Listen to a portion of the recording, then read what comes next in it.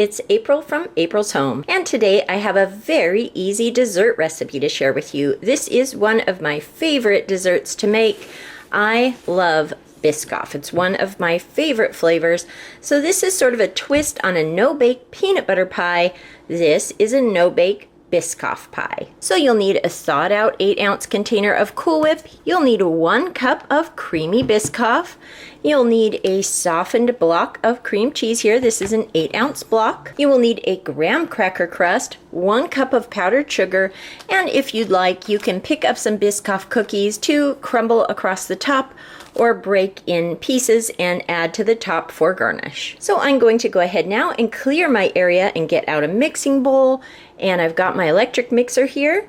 I'll get my cream cheese softened up and we'll assemble this very easy dessert recipe. So I have put my softened cream cheese in my mixing bowl here. I softened my cream cheese in the microwave. You can soften it however you like.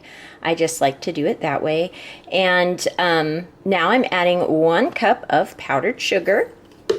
And then I'll go ahead and get that blended together. Okay, so I've got the cream cheese and powdered sugar blended together. Now I'm going to add my 1 cup of Biscoff, which was almost the entire container here. There's a little bit left in the bottom. This is a 14.1 ounce container of Biscoff, so you'll have a little tiny bit left over after you take out a cup.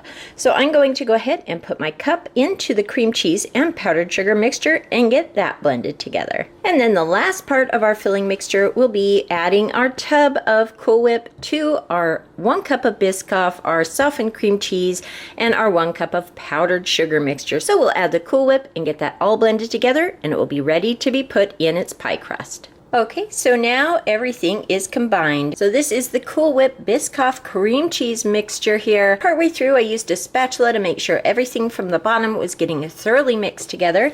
I'm now going to transfer the mixture into the graham cracker crust. Okay, so I've transferred the filling to the pie crust here. You can see I've also added a few broken up pieces to the top here as a garnish. I'm gonna go ahead and cover this with the plastic dome from the pie crust here and chill this for a few hours before serving. You can also make this the night before. So here is my Biscoff pie ready to go. This is such an easy and delicious recipe. This is also a nice alternative to a peanut butter pie. I really love it. Again, if you love Biscoff, I would highly encourage you to give this recipe a try. And here is a slice of the Biscoff pie. It's been a few hours and it's all chilled nicely. I'll go ahead and give it a try. And again, this is one of my favorite easy pies. I absolutely love Biscoff pie. It's definitely a rich dessert. You don't need very much, and it would be perfect with a cup of tea or coffee. I hope everyone is having a wonderful day. Thank you so much for watching, and I'll talk to you later. Goodbye.